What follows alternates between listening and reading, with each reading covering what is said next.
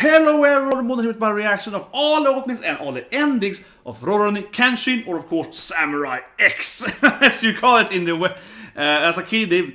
I don't know, I had the manga as a kid and we used to call it Kenshin or Rurouni Kenshin too, yeah. But I know like in America, especially I believe in the Espanol region, right?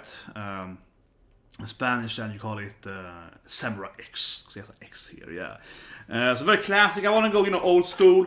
I want to go samurai, right? I want to go I want to go read old school instead, and talk about one of the, or react to one of the most classic animes before One Piece, before other stuff like that. Because there's some relation between them, yeah.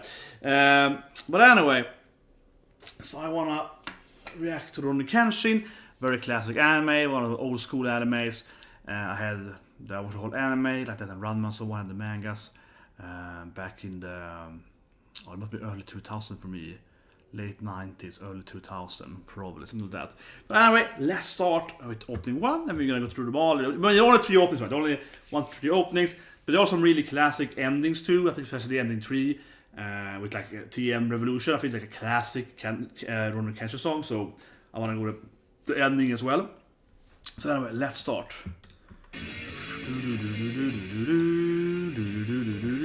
One of the classic. This is probably the most iconic opening, I would say.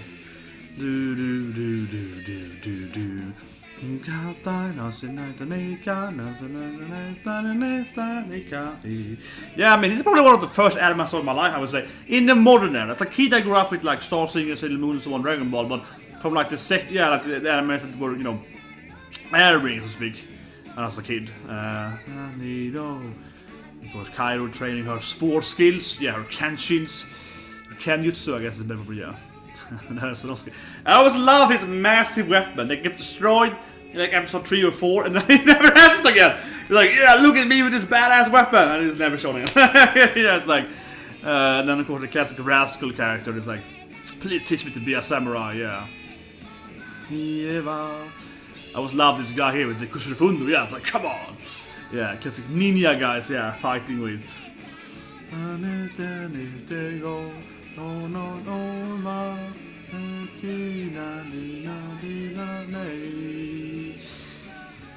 Kind of very, like, it's very old school opening, and also very, like, very first opening, yeah. It's like there's no bad guys, there's no like drama. I mean, they have those random, like, they don't really count. I mean, they're like whatever band character, yeah.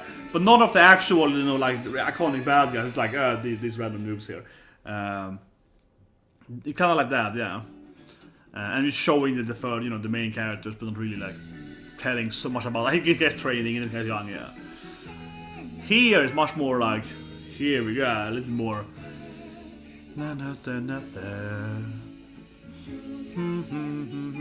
Always love Kenshin. The whole storyline of him being like, I'm the greatest swordsman ever, but I won't kill anyone. Yeah, I'm a pacifist unless you provoke me. But yeah, it's like, unless you piss me off. But I mean, generally, right, he uses the back of his sword and so on. Yeah, and everyone is trying to go and kill him because he's like an old veteran and so on. Yeah. And the whole Meiji straight over here. So here we go. This whole thing is much more like, here's the bad guys, yeah. Remember these characters? Yeah. Much more like that, flashing, and then of course, classic old across the character, yeah.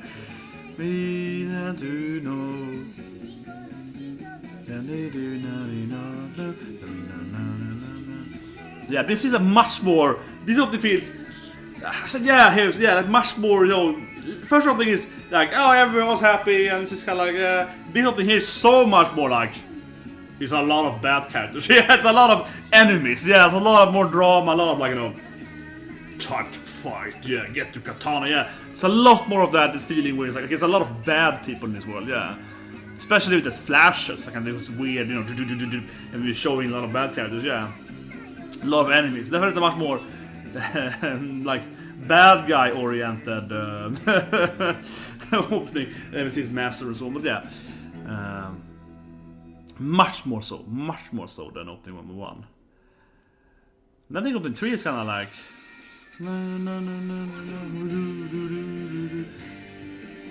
yeah, I think it's a mix of it, right? I think so, yeah.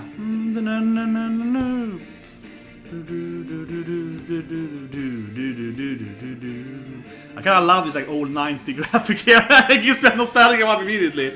Yeah, it looks pretty bad actually, or looks great because it's so old. It should be. I mean, this opening is... I would say this opening is by far the worst opening. It's wrong. Let's be honest. This opening is like they're not even animating anything. It's like a light of, it's like a freaking flare lens, you know, effect. Opening 2 had a lot of like, look at these bad guys, yeah, the flash one. And now it's like, let's show you some coming scenes here or early scenes, yeah, of like these characters or in this episode and so on, yeah. It's that looks horrible. Yeah, opening 3, I don't think many people have as their favorite. I want to say that, but opening 1, iconic. Opening 1, opening 2 is like here all the characters, right? Opening 2 again, show you the bad guys, the good guys, show everyone. And this opening is like flashbacks in the opening, and it's just, yeah, there's like almost no new animation in the opening, right? It's literally just like this already happened, and it's like a weird flash thing and so on.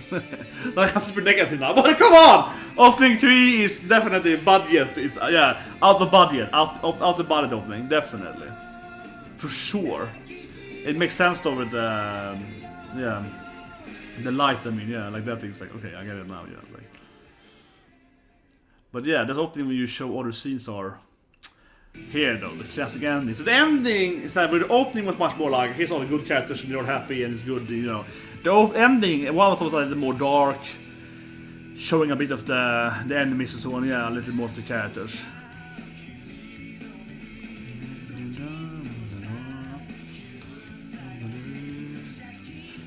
Also, I think about it, not very animated. But this is old school, yeah, this is in the 90s.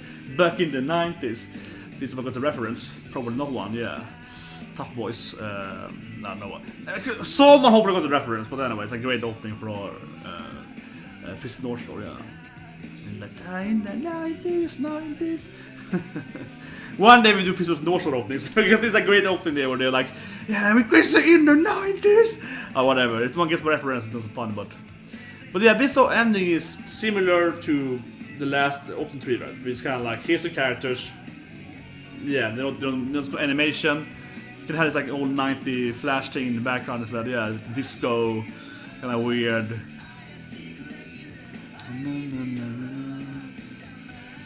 But here, I mean, in this ending, I remember they were showing a little bit more of conflicts. Yeah, in that sense, I suppose that would.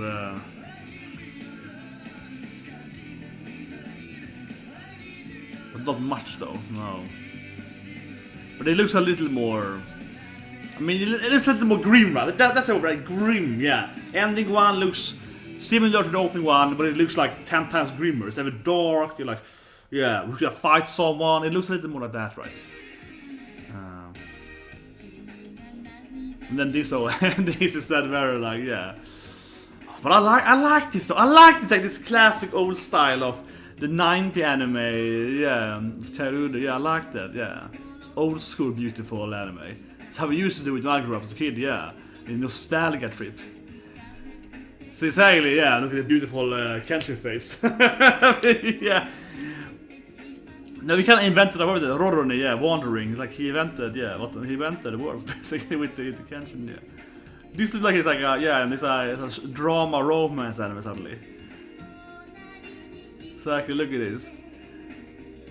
Definitely change. This ending definitely changes the theme, right? It's like, oh, we have some kind of love thing here on a bridge, and it's, yeah. And here's a sword here, though. But still, though, this feels more like a drama, right? Like a traditional, yeah, historical drama or something. See, this is like her Swordsman, and yeah, it definitely feels a lot more like that, especially with this old classic anime style, how they do it in Colonization and so on, yeah. But it's beautiful though, yeah. It's a lot of pretty boy faces with Kenshin. Yeah, and then here the hugging in the end there, so yeah. The romance ending. Yeah, but it's so different from the first ending, when it's like, the first ending is like, it's dark, it's grim, they're gonna fight someone, you know, they're enemies, and then this ending here, it's like, oh, this is like a romance story. This is like two people falling in love and from different worlds, but they love each other. Here we go. Oof. This is my favorite ending, of course. The best ending, TM Revolution, yeah. sword of what's it called? Soul of the Sword, or like the Sword of Samurai, or something with sword. Something with sword title. I would say it's the best song. I would say overall for all the Kenshin, in my opinion. Yeah, the best of all opening and the endings. I would say this is from lyric wise. Yeah. So the ending is doing an opening, he's showing scenes from the episodes. So it's like the ending itself is like whatever, but the song is really good. Yeah. But I remember when I was a kid, YouTube was new or whatever, stuff like that, or before YouTube even. People having this song and doing, you know, AMVs, right, and Mad and so on this song particularly. Yeah, it's like the most popular song, I would say. But yeah, the other other animations for it, yeah.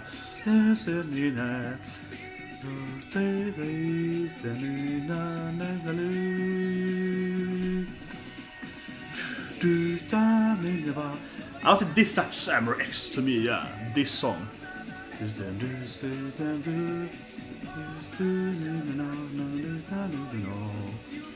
Yeah, showing the drama, seeds, so on, yeah.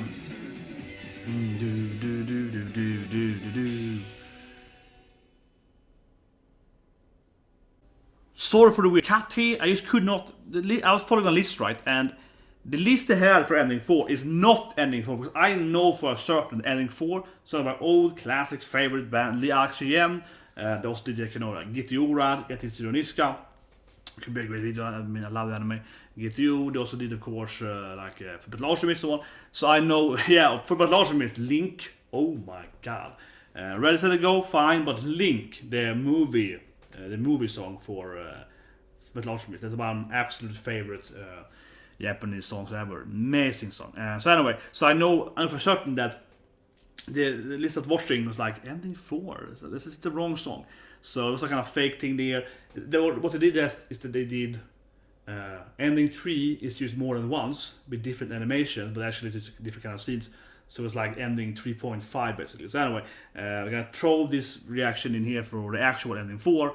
Yeah, so this is weird cut here now. But that is true though. Many animes do have, of course, like One Piece. They have One Piece opening 1, right? The classic VR, and then they have like One Piece VR done by the cast, like mainly Nami and Luffy sings it. Then it's like One Piece done by another band. Then it's like one. Yeah, it's like if you count those stuff, it gets more right. So you could probably argue that Rurouni Kenshin has more than one ending, more than 7 endings. But I wouldn't say so because the Rurouni Kenshin ending 3 and 3.5, it's the exact same song, right? TM Revolution, a great song, I think. My favorite song, this one, or the actually is my favorite song, yeah, from the endings. But it's just the same song, right?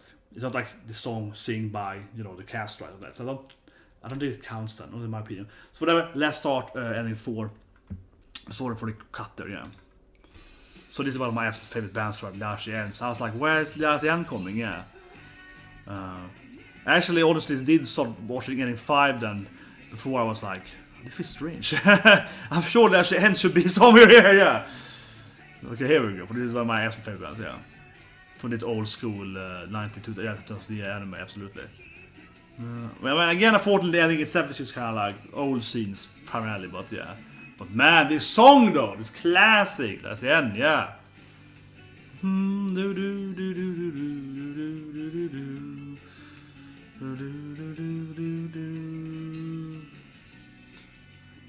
It's high voice here, yeah.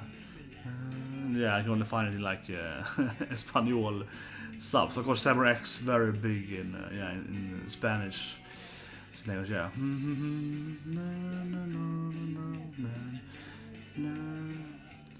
There's a bridge thing is part of the order and typified though as well, yeah.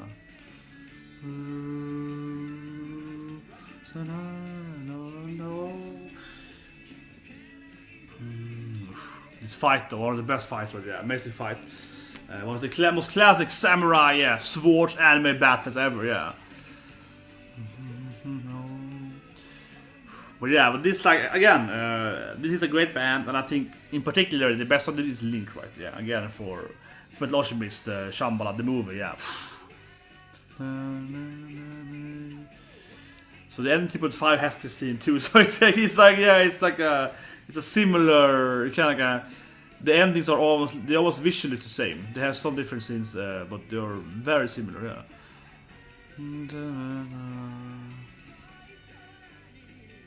Yeah, the high bit. Like an ending 2. So ending 2 is a romance ending. I wondered if you have any of you watched ending 2 only. I mentioned it again, of course, earlier, but if you only watch ending 2 and nothing else, you would think, oh, this is like a romance storyline. Yeah.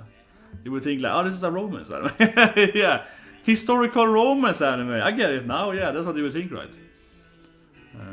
But yeah, very classic. I love it. Okay, it's ending 5.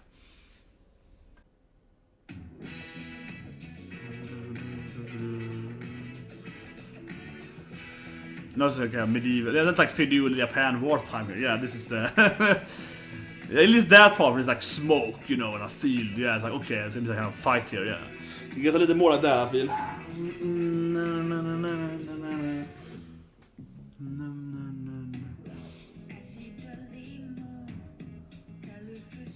This is like a weird.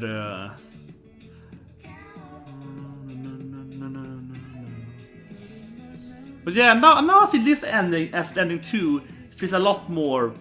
And I mean, obviously, Rurouni Kenshin is a historical story, right? Because of course, it's after Meiji restoration and so on in Japan. But I feel this ending again, right? Also, it's a lot more like it's historical. We're in Japan. It's somewhere in like the past of Japan. We had these old shrines and this culture. Yeah, this ending feels a lot more of that too. It's like, yeah, it's about people. Some time ago in Japan, something was happening. Like, I guess my main point, as with ending 2 here, this ending doesn't have to be any battles, right?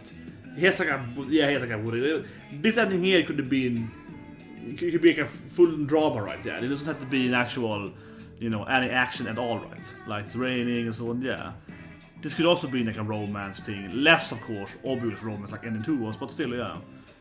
It's a very different ending than the older endings. Again, with this stuff, yeah, it feels a lot more like, you know, historical drama, right? Yeah, you know, in like the court drama or something. It could be anything, yeah. Okay, showing a little bit of foreshadowing here. That's the first time we see, yeah, the foreshadowing there. And my favorite is definitely the Kenshin when she takes the blade. Yeah, definitely my favorite scene. So never forget, she's like, I love him so much, I will do this for him. Yeah. That is a fantastic scene. I want to spoil it, but that's a fantastic scene. In Rurouni Kenshin, definitely. But see, these two even more now, where they're like, look at this old bridge. Like, this ending is like, actually, it's an historical drama, how to build, you know, architecture of Japan. Yeah, how to build stuff and so on in Japan, right? But it's a nice ending, though. It was very different. Oof, this was good. This is one of my favorite songs, though, yeah. I'll say, yeah.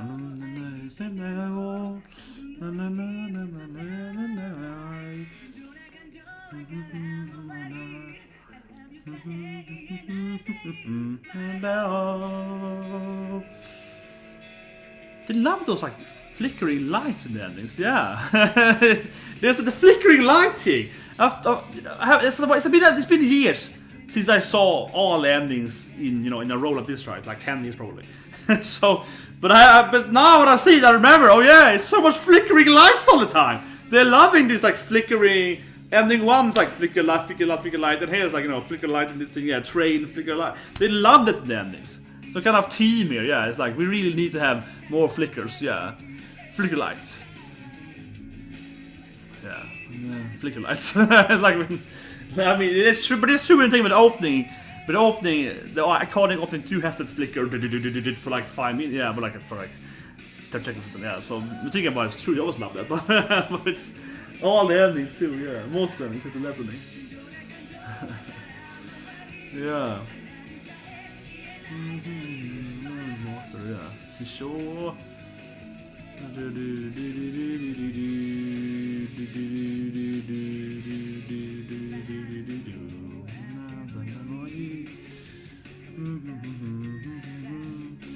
But I was saying with this ending though, it's hard to tell what anime it is. I don't mean like with the characters, but I mean if you haven't seen the anime, you would be like, I don't know what the anime is about at all. Trains? It's like Sogen no Soma, yeah, it's like it's just a lot of trains. I don't know what it's like character faces and trains, yeah, like more train. If you saw this anime, It's only this ending. Would you think it's like a train anime about people working at a train station or something? The conductor, Rurouni Kenshin. Yeah, I don't know, because it's like you see everyone just showing up there. There's a church. Yeah, I mean, without context, this ending is. Yeah, I see the sword there. Yeah, it's a church thing. It's very hard to tell. The ending 2 is like it's a love story, ending 6 is like a historical drama, and now it's like trains. Flicker. See, I'm telling you guys, I completely have forgot about that. But there's just so much flickers, or never thought about it before. But it's so much flickers. Flicker. Yeah. Pretty good empty läsa det.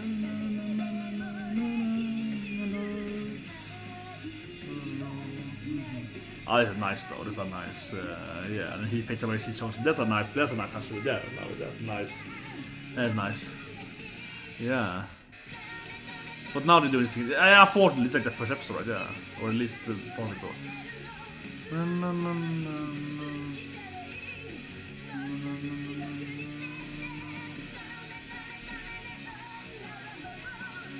Is that nice touch to it? Like we're showing scenes from episodes.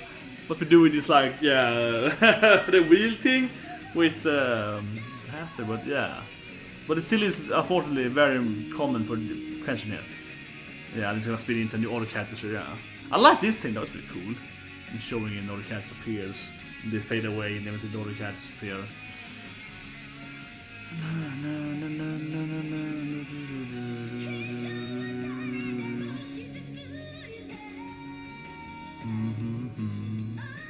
Best character, yeah.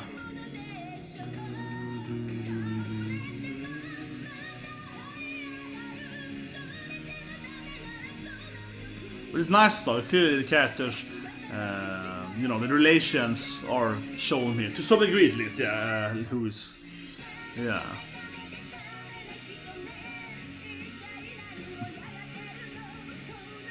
But I love, the reason why I saw Rurouni Kenshin, yeah, I love like the eye style and kind of like, yeah, this old school, yeah, it's like old 90 kind of early 2000 anime style, how you show their emotions and so on, yeah, like that is not shown today anymore. It's a nice touch there that they're missing from, you know, it reminds me of, again, like Sailor Moon and all the stuff like that, yeah, like it reminds me of that stuff, right, the old school way of animating, yeah.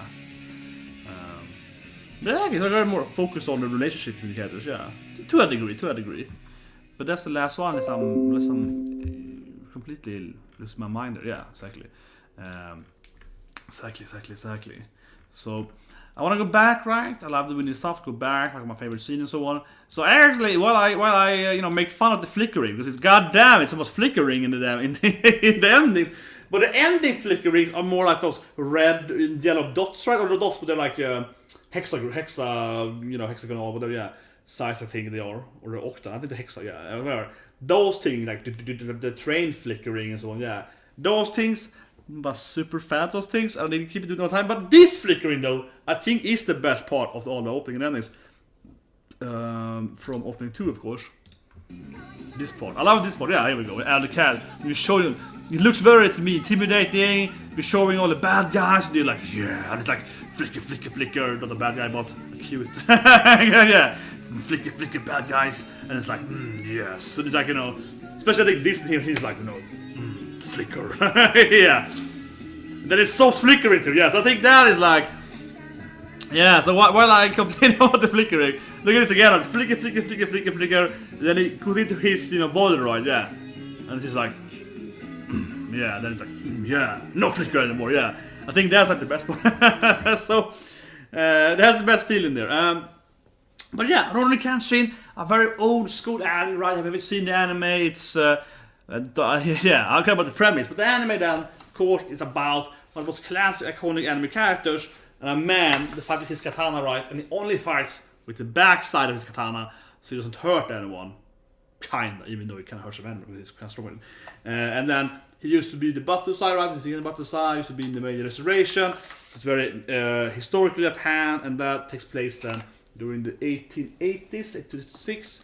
The actual war then, which is between the shogunate and, of course, the emperor forces, the imperial forces, and how they were fighting between opening Japan, right? It's just after US got there and bombed them and so on with the boats, and they're like, should we, because Japan has been isolated during the Tokugawa or the Edo period, Tokugawa issue from 1602 until this date, right? So for 280 years, whatever. Yeah, it's been isolated. Isolationist country, right? Closed ports. They only had like 2 ports that were open for guardians and so on, right? So anyway, so Japan has stagnated, right? The technology, it's history. I'm history now, yeah, history lesson. And then they have this rebellion or restoration, whatever you call it, civil war. What to do, right? The emperor won, and that's Kenshin then was part of that in the anime, right? Part of the battle. It was the best samurai, basically, like the greatest samurai killer ever, right? And now the anime takes place shortly after that, and people are like, I want revenge, and so on, right? Or they want to some of them want to, of course, go back to the old ways, so on, right? Like in history. So, for example, after Meiji Restoration, there were several Japanese samurais and houses, and let's call it even so much so on, that fought to get back. Like, for example, they had one of the big things with the whole Meiji thing is the start of is it Satsuma, I think, incident. Am I saying the right word now? I think it's Satsuma. So I think it's Satsuma. Satsuma incident. It's not part of Satsuma. Also known as Kanagawa and the Richon affair. What is it called Satsuma for though? But it's called the Anglo-Satsuma War, yeah. So I mean, because when they bombed, that's a big part of it too. It's kind of the start. The British Empire bombed Satsuma. Satsuma is the southwest part of Japan, in the bottom of Japan there, South Japan. Okay, so it's called Namagui or Kanagawa, which is the bigger area, but and Kagoshima, so on, the bomb. But yeah, it's part of Satsuma domain. So I thought it was Satsuma incident. Yeah, whatever. I thought it was called Satsuma incident, but it takes place in Satsuma. But apparently it's more usually called Kanagawa incident. But whatever. That's kind of one of the biggest start, history lesson here again. That was the biggest start because they killed people Satsuma, they killed some British guy, and because he didn't bow to the Daimyo, something like that, right? And then they got angry and they bombed them a little bit. They wanted to get those people. The British wanted to punish them, right? They wanted to convict them for murder and so on. And that kind of an incident. And the shogunate was like, we didn't want to mess with the British, yeah. So they were kind of like that stuff, right? Because the main issue was that they couldn't really fight them with the boats and so on because they had so bad technology. As many countries in the world, they lose the technology battle, right, if they get stagnant, right? So Japan couldn't really fight the British or the Americans and so on because they had much superior fleets, right? Not just sizable, but singular boats were superior. Yeah, so that's kind of the start of it, and then they led into the whole. So anyway, my point was Satsuma people, in reference to Kenshin, the Satsuma regional people, they were kind of one of the main driving forces behind the whole Meiji Restoration and so on. Is that the Satsuma people, they were kind of big in the whole Meiji Restoration. Of course, everyone was equally, part of I wanna, go against shogunate and I wanna emperor and so on. But basically, the sort of incidents, that's the biggest incident then because they felt, they needed to, do this sort of stuff, fight against the evil, British and American and so on, right? And it kind of led into that they then, attacked the shogun, right? Like Satsuma and other people too. And then, but afterwards, then the Satsuma people actually were kind of like, oh shit, this new stuff with the emperor is pretty bad too. We hate that shit, yeah. So actually, a lot of those people, right, they were fighting, and this is completely true in history. A lot of those people that were fighting then for the Meiji Restoration and so on. And so, for example, again, a lot of people from Satsuma, they were very dissatisfied with the actual result. So in history, then they actually then tried to create their own country, or they tried to go free from the emperor and make an own Japan, or they don't Japan, but try to split from Japan and make one country at only that island and so on, because Japan has several islands, right? So they tried to make that kind of stuff started happening. It also kind of goes back to if you see Golden Kamuy, right? One of the new animes, it's great. I love Golden Kamuy, fantastic anime. Golden Kamuy, amazing anime, manga and so on. That anime also takes place just after the Japanese-Russian War, the Sino War, right? So between Japan and Russia, about Sakhalin, I knew people so Sakhalin, and that's just like about 30 years, 40 years after Meiji Restoration, roughly 40, 50, yeah, right in those time frame. And the same thing there, right? In Kamui, spoiler, Kamui, the two Sugurimi and so on, right? And also, I guess, the old man, kinda. They both kind of want to, or they, on and off, kind of want to have their own country, right? They kind of want to break free from Japan, right? And make their own country. So it's kind of similar thing, the two. They can be satisfied with the emperor, and they're trying to make their own, as like at Sapporo, Hokkaido. So they kind of make their own, set up things. So yeah, this is quite similar then. So what happened in history, it happened too. People were up at Hokkaido trying to make their own country. But also people down in the south then, Satsumas, again, furthest down, southwest Japan, also said like, screw this shit. We fought for the shogun, we fought against shogun, and we stopped that shit, and now this new guy's even worse, so we want to have our own country. And then they fought, and they got killed and so on. So the anime of Rurouni Kenshin takes place just during those years, right, before the Sino War. So it takes place before that, right? And so a lot of the characters in this anime is quite historical, right? And again, that they hate him because he helped him so much and so on. But also that a lot of them are like, don't you hate the new country? Don't you hate this new shit? Yeah, like we actually want to go back to the previous one. We want to go back further back. We want to go, or not go back, but we want to like, remove the stupid shogun and move the stupid emperor and have like our own system, which is better. Yeah, like the third system. No stupid ruler, yeah. No those crazy, godlike ruler, yeah. They want to have their own stuff, yeah, and so on, right? So a lot of these characters in anime, even to this day, I feel they are well written and so on, right? You know what I mean? Even to this day, right? Because most of the characters are based on real, historical characters, right?